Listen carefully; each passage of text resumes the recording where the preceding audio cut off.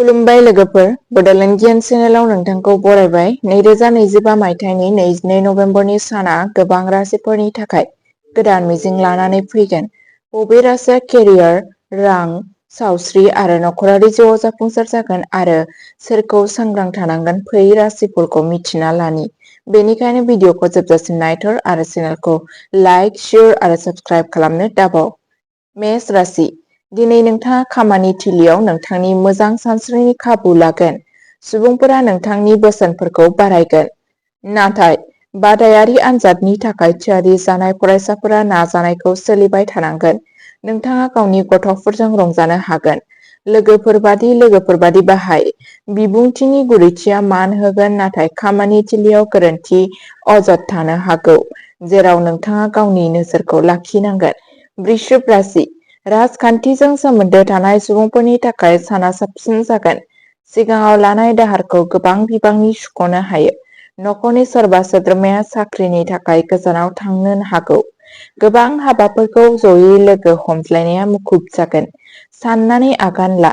हाबा जायै मानसिफोरनि थाखाय मोजां सोमोन्दो थानो हागौ। मिथुन राशि। साना बिबानफोरजों बुंफबनाय जागोन। जेबो सांग्रांथि दाजा। नोंथाङा गोदान रां थिसननायनिफ्राय मुलाम्फा मोननो हागौ।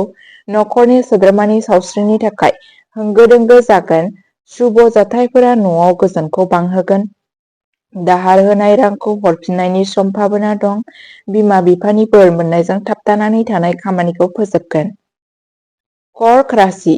साना दावगानायनि सान जागोन। जों खामानियाव जेबो लोरबां जानाय नङा। डिजाइनिं आरो मार्केटिंजों सोमोन्दो थानाय सुबुंफोरा खस्थ'नि फिथाइखौ मोनगोन। नखरारि जिउनि जेंनाफोरनिफ्राय उदां मोनगोन। जुदि माबा मोनसे गोजाम गोरोन्थिया सोराङाव फैयो, अब्ला निमाहा बिनो गोनां जानो हागौ। सिंह राशि। साना फिथाइ गोनां जागोन। नोंथाङा मोनसे गोदान खामानि जागायनो हागोन। सम्पथिनि दान्थे-बिदान्थेनि थिरांथाया नोंथांनि फारसे फैनो हागौ। नखरनि सोद्रोमाखौ बोसोन होनाय समाव सांग्रां जा। न'खौ फोसाबनायाव बांसिन खरसा जानो हागौ। धोन सम्पथिया बांगोन। कन्या राशि। साना मोजां जागोन। खामानि थिलियाव लोगोफोरनिफ्राय मदद मोनगोन, नाथाय सावस्रिनि जेंनाया नोंथांखौ जेंनायाव खोख्लैनो हागौ। गारिखौ मोजाङै सालाय। नोंथाङा नखरनि सुबुंफोरजों धोरोमारि हाबाफारिफोराव बाहागो लानो हागोन। फरायसाफोरा अलसियाखौ नागारनांगोन आरो गावनि आखुखौ सोलायनांगोन। तुला राशि। मोजां खौरां मोननायनि सम्भाबना दं। आफाया गावस्रानायनि बाथ्रा बुंनो हायो। गोजाम बिथांखिया जाफुंगोन। गथ'नि जिउ राहाखौ लानानै गोनां थिरांथा लानो गोनां जानो हागौ। प्रम'शन मोनोब्ला न'आव पार्टी जानो हागौ। वृश्चिक राशि। जायखिजाया खामानिखौ फोजोबैनि थाखाय गोसोआ खस्थ' जागोन। गोसोनि जेंनाबो जानो हागौ। दावगानायनि लामायाव आवगायलांबाय थादो आरो मानसिफ्रा मा बुङो बेनि फारसे गोसो हो। आफानि बोसोनआ मुलाम्फा गोनां जागोन।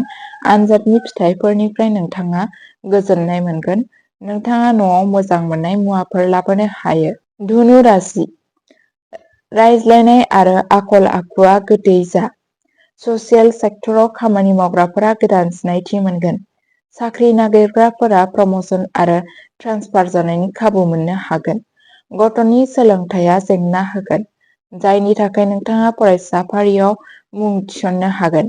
फालांगियाव बाहागोदारिनिफ्राय गोजानाव था। मकर राशि। साना जेंनाफोरजों बुंफबनाय जानो हागौ। सावस्रियाव मोजां थागोन। रां फैगोन, नाथाय खरसाया बांगोन। नखरनि बिबानफोराव लोरबां दाजा।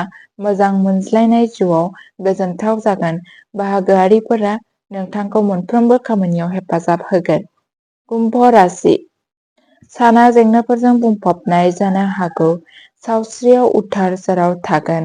रां फैगोन, नाथाय खरसाया बांगोन। नखरनि बिबानफोराव लोरबां दाजा। मोजां मोनज्लायनाय जिउआव गोजोनथाव जागोन। बाहागोआरिफोरा नोंथांखौ मोनफ्रोमबो खामानियाव हेफाजाब होगोन। मीन राशि। साना गलाय-मोनदेर फिथाइ होगोन। नोंथांनि जिउनि लोगोरिनि केरियारनि बागै जिंगा सिनाय थागोन। फरायसाफोरा फरायनायाव लाहार-फाहार जानो नाङा। लोगोफोरा रां दाहार लानो हायो। सोलोजों होनो हायो। माखासे हाबाया आद्रा थानो हागौ। साख्रियाव मोजां खौरां जानो हागौ। अब्ला लोगोफोर, बेयो दिनैनि 22 नभेम्बर 2025 नि राशिफल।